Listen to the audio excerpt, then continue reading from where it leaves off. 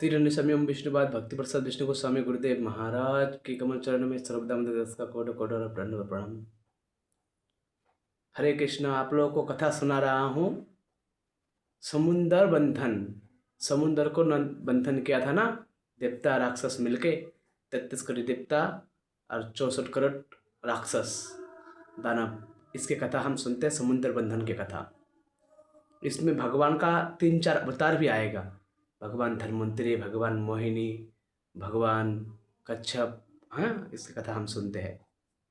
ये 1 नंबर पाठ है समुंदर बंधन कथा। ठीक है। एक समय की बात है, एक शक्तिशाली माला ऋषि दुर्वासा बना के किसको भेंट करे तो रास्ता पे ही उनको इंद्र देव मिल गया, देवताओं का राजा, स्वर्ग का राजा इंद्र। तो उन्होंने ऋषि दुर्वासा ने कृपा करके वो माला जो है इंद्र को थमा दिया कि हे देवराज इंद्र, ये माला आपके लिए भेंट है। इंद्र ने ना तो बोल ना सके, पर क्या हुआ, ऋषि दुर्वासा का जो क्रोध था वो तो इंद्र जानते थे, जिसके कारण उसने माला को स्वीकार किया। क्या माला, आप फूल का माला दे रहे हैं? हाँ। तो उसके बाद जब ऋषि दुर्वासा चले गए और इंद्र ने क्या किया, उस माला का कोई आदर सम्मान किया नहीं, उसके साथ मतलब मजाक करने लगे। क्या एक बनमाला दे रहा है? वो उनकी हाथी को ही पहना दिया, लो पहनो। हाथी ने भी महाराज अपना, इंद्र जो अहंकार था उसका डबल हाथी। कहता है ना, जैसे गुरु ऐसे चला, जैसे मालिक स्वामी वैसे सेवक।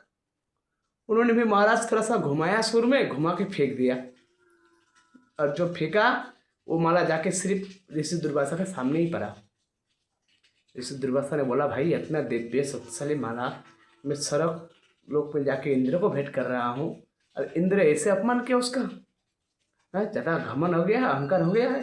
रुको अभी छोड़ता हूँ उसका अहंकार।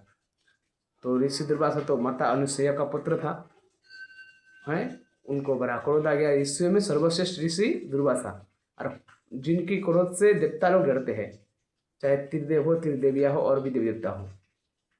पर उन्होंने इंद्र को श्राप दिया, जा तुझे किस चीज का अभिमान है? पोस्ट का? तो देवता वाला इंद्र है तो जा, तो ऐसे इंद्र नहीं रहेगा। तुझे किस चीज का घमंड है? बल का? जा तू बलहीन हो जाएगा, जा तू संपत्तिहीन हो जाएगा, ऐसे करके शक्तिहीन हो जाएगा। ऐसे करके इंद्र को, देवताओं को उसने शराप दिया, ऋषि दुर्वासा ने। अब जब शराप दिए, ये बात दुश्मन तो फायदा उठाते हैं। ये बात पता चल गया बलि की, जो उस समय राक्षसों का राजा बलि हुआ करता था, बलि की सैनिकों को, गुप्तचरों को उन्होंने जाके बताया, महाराज महाराज खुशखबरी है। क्या खुशखबरी है? बोला, देवताओं को हम आसानी से हरा सकते हैं, श्राप लोग छीन सकते हैं। बोला, कैसे? बोला, अभी उनको श्राप मिला है कि वो इतना बल नहीं है उसके अंदर कि वो जिद्द कर सके हमसे, इस देवता ने श्राप दिया है। बोला, उठाओ फिर मौका का फायदा। फिर महाराज समस्त राक्षस टूट पड़ा देवताओं पे, देवताओं का अधिपति सब कुछ छीन लिया, सड़क छीन लिए, सब छीन लिया, धन दौलत अप्सरा ये सब छीन लिए। उसके बाद देवता लोगों को क्या करे, भाग वहाँ से। कई बार ऐसा हुआ, एक बार 2 बार नहीं, ऐसे बार बहुत सारा ऐसा राक्षस हुआ जो देवताओं को मार के स्वर्ग लोक से भगा दिया। फिर हरि की कृपा से वो लोग को वापस मिला वो सब। तो अब क्या हुआ, समस्त देवता त्राहिमाम करके ब्रह्मा जी के पास गए। ब्रह्मा जी की सब कथा सुनाया। ब्रह्मा जी बोला, मैं कुछ ना कर सकूं, चलो शिव जी के पास। सब त्राहिमाम करके शिव जी के पास गए। शिव जी बोला, मैं भी कुछ ना कर सकूं, तुम लोग ध्यान में बार बार डिस्टर्ब करने आ जाते हो। मैं कहा पंचमुख करके, किसी में राम नाम, किसी में राधे नाम, किसी में भागवत, किसी में कृष्ण का नाम लेता हूँ, तुम लोग डिस्टर्ब करना आते हो। खुद तो भजन करते नहीं हो, मुझे भी करने नहीं देते हो भगवान का। उसके बाद वो शिव जी, ब्रह्मा जी, समस्त देवता भी चले गए बैकुंठ धाम। वो एक बार में मेन ऑफिस है, हेड ऑफिस भगवान विष्णु का धाम। जितना भी परेशानी, दुख, कष्ट, जितना भी बड़ा बड़ा राक्षस, जितना भी संकट धरती पे आ जाए, विष्णु के धाम बैकुंठ जाते हैं, वहां से ही डिसाइड करते हैं कि करना क्या है आखिर धरती में आके। वो हेड ऑफिस है। तो भगवान विष्णु ने के पास जाके सबने प्रणाम किया, तराहिमाम किए कि प्रभु ऐसे ऐसा परिस्थिति चल रहा है, जैसे दुर्वासा के अभिशाप के कारण हमारा शक्ति छीन हो गया है, राक्षस ने सब कुछ छीन लिया, सब अप्सरे कल्प धन सब कुछ छीन लिए। तो बोला ठीक है, तुम एक काम करो, अब जो हो गया सो हो गया है, तुमसे भूल तो हुआ है, पर एक तरीका है। बोला क्या?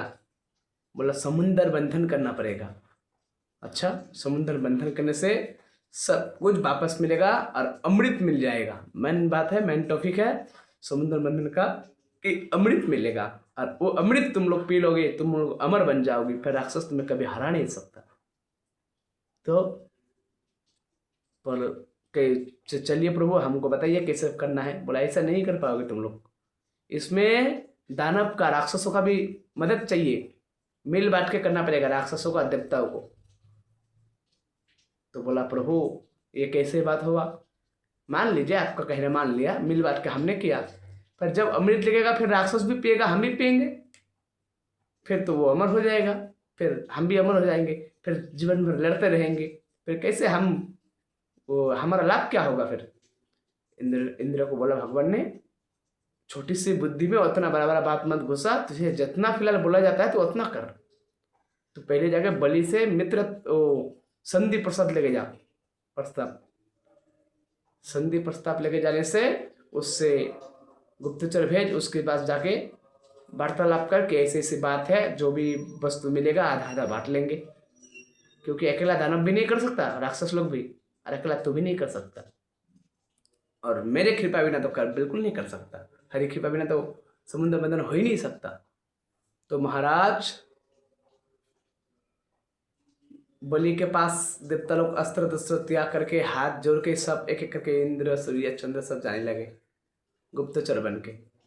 उसके बाद उन्होंने देखा बलि ने कि बलि को खबर गया, महाराज महाराज देवता लोग आ रहे हैं। बोला अच्छा, क्या जिद्द करने के लिए आ रहा है? बोला नहीं नहीं, ये सब हाथ जोड़े आ रहा है। बोला ओ, ये तो धर्मात्मा था, ये प्रहलाद का पोता था। कौन? बलि। तो इसने बोला अच्छा ये गुप्तचर है। राक्षस ने बोलता कि देखो मौका मिला है, महल पे आ रहा है, मार दे। बोला नहीं नहीं, कोई महल पे आया है, अतिथि देवो भवा, भगवान, कोई जितना भी बड़ा शत्रु क्यों ना हो, युद्ध भूमि में शत्रु है, जब अपना घर अपना महल में आए तो अतिथि है, उसका आदर सत्कार करो। वो महाराज देवताओं का आदर सत्कार किए, बैठाए आसन पे, बलि बैठे कि कहो इंद्र सूर्य चंद्र क्या बात है, किस प्रयोजन से आए हो? तब बताया देखिए महाराज बलि, राक्षस का राजा बलि, आपके चरण में प्रणाम। अभी हरि की आज्ञा से मैं आपका पास आया हूँ, विष्णु की आज्ञा से। बोला ओहो, विष्णु का नाम सुन के तो प्रणाम करने लगे, हरि को प्रणाम। उसके बाद बोला क्या काम से? बोला भगवान ने इस काम से भेजा है कि समुंदर बंधन करना है, जो ना अकेला देवता लोग कर सकते हैं, ना अकेला राक्षस लोग कर सकते हैं। बोला अच्छा, ये करने से क्या होगा? बोला ये करने से बहुत कीमती कीमती रत्न मिलेगा, सोना चांदी मिलेगा, और बहुत कीमती कीमती वस्तुएं मिलेंगे, और मेन टॉपिक जो है अमृत मिलेगा, जिसे खाने से सब अमर हो जाएगा। राक्षस लोग सुन के बड़ा प्रसन्न हो गया। बोला महाराज कीमती कीमती वस्तु तो हमारा पास सही है, तीनों लोगों का आप राजा हो, बस हमें अमृत मिल जाए तो हम देवताओं को ऐसे ही मार के लेके आ जाएंगे। देखो राक्षस और देवता लोग अलग अलग नहीं है, वो लोग भाई है, एक ही माँ का संतान है, अतिथि का, देवता लोग भी और राक्षस लोग भी, लेकिन ये लोग का भिन्न भिन्न व्यवहार है। हरि को, जो हरि के कथा पे चलता है, हरि को मानता है, वो तो सदा रह जाता है, पर जो हरि की विरुद्ध बनता है वो फिर सुहा हो जाता है। आप ऐसे ही देखे होंगे और भी लीलाओं में। तो क्या हुआ, बलि ने अनुमति दी, ठीक है कब करना है? बोला करते हैं कल से, कल सुबह से। बोला ठीक है। 64 करोड़ राक्षस आए, दानव आए, और 33 करोड़ देवता आए, सब आके भगवान से विनती करेंगे कि भगवान बताइए कि कैसे कैसे करना है समुद्र बंधन। तो नीलाचल पर्वत एक बहुत बड़ा पर्वत था, पहाड़।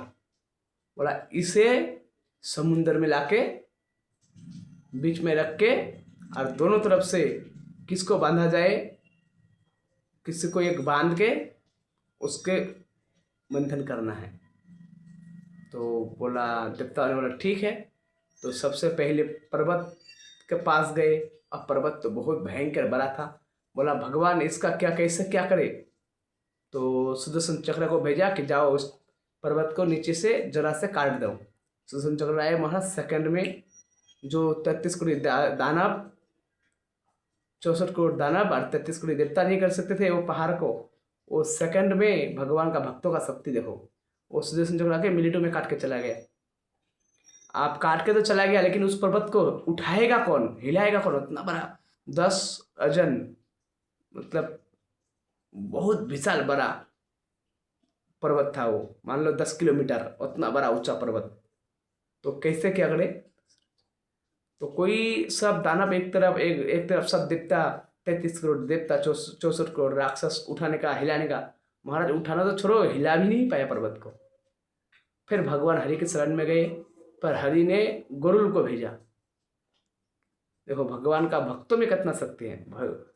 गरुड़ ने जैसे कोई चिड़िया चावल का दाना उठा के लेके जाता है ना, ठीक उसी तरह से पर्वत को उठाया चोंच पे और समुद्र पे लाके छोड़ दिया। अब समुद्र पे लाके छोड़ा तो वो तो इतना भारी पर्वत थे, और समुद्र का गहराई का क्या बात करना है, उसको तो कोई थाव नहीं है। जैसे पर्वत को रखे समुद्र में, वो डूबने लगे समुद्र के अंदर। सब ने हरि को पुकारा, भगवान बड़ा मुश्किल से पर्वत को उठा काटा, उठा के लाया, इसमें कितना घंटा निकल गए, ये अब डूबने लगा है, रक्षा करो रक्षा करो। किसी राक्षस में सामर्थ नहीं है 64 करोड़ में से कि पहाड़ को रोक ले। किसी देवता में 33 करोड़ सामर्थ नहीं है कि पहाड़ को रोक ले। फिर भगवान हरि ने देखा कि ये पर्वत डूब ना जाए। भगवान ने, अगर 10 किलोमीटर का पहाड़ था तो 100 किलोमीटर बड़ा होके कच्छप भगवान का अवतार लेके उस पर्वत के नीचे गए, और नीचे जाके अपने पीठ में उस पर्वत को धारण किया। और उसको धारण करने पर फिर वो पर्वत टिक गए वहां भगवान के ऊपर। इतना विशाल भारी पर्वत भगवान का छोप के ऊपर। उसके बाद नागराज वासुकी को बुलाया गया मंथन करने के लिए कि महाराज आपसे हम खींचा खींचे करेंगे पर्वत का, तो आप थोड़ा सा मदद कीजिए। फिर शिव जी ने वासुकी को दिया, वासुकी आके अटक गए। तो भगवान तो देखो, सत्य के साथ हमेशा भगवान होते हैं, सच्चाई के साथ। वो आप अकेला हो चाहे कोई भी जात का हो, पर बुराई के साथ कभी भगवान साथ नहीं देता। तो भगवान को छल भी करना पड़े अपने भक्तों के लिए, सच्चाई के लिए, तो छल भी करता है। इसलिए भगवान का एक नाम छलिया है। तो भगवान ने इशारा किया देवताओं को कि देखो, देवताओं में एक गुण तो होते हैं कि वो भगवान के कहने को नहीं टलता, भगवान जैसे कहते वैसे करता है। भगवान ने इंद्र को आदेश दिया है तुम लोग सर की तरफ चला जाओ, क्योंकि उनको राक्षस का स्वभाव पता है ना। राक्षसों के पास भलाई, बल हो, धन हो, संपत्ति हो, सब कुछ हो, शक्ति हो, पर ये लोग को बुद्धि नहीं होता। ये लोग मूर्ख होते हैं, अज्ञानी। तो इंद्र को वो इशारा किया तुम लोग सर की तरफ जाओ। वासुकी के सर की तरफ गए, फैन की तरफ, मुख की तरफ। और राक्षस लोग पीछे बोला कि हाँ, राक्षस लोग कानों में बात करने लगे, देखो अभी से गलत काम चालू हो गया, बेईमानी चालू हो गया, चालाकी कर रहे देवता लोग। बोला क्या चालाकी, बलि ने सुना। बोला देखो सामने वो लोग है और हम लोग पीछे है, देखो मतलब समझ रहे हो। जो जो मिलेगा वो लोग वासुकी के पास से उधर वो लोग छुपा छुपा के रख लेगा वासुकी के मुख में। हाँ, और हम लोग को पीछे दिया। हम लोग पीछे क्यों रहे, हम लोग तो 64 करोड़ देवता है, हम लोग आगे रहेंगे। तो सब लोग बोला हाँ हाँ हाँ हम आगे रहेंगे, हम सामने रहेंगे, हम बड़ा है। तो देवताओं ने बोला प्रभु आप क्या करें। बोला यही होना था, मैं तो तुम लोग को इसलिए भेजा था। चलो अदला बदली कर लिया। जो देवता सर की तरफ थे वो पीछे की तरफ चले गए, जो पीछे की तरफ थे, लेज की तरफ थे, सांप का पूंछ की तरफ, वो फिर सामने आ गए।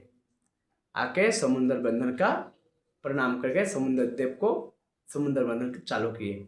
ये 1 नंबर पाठ है। राधे राधे।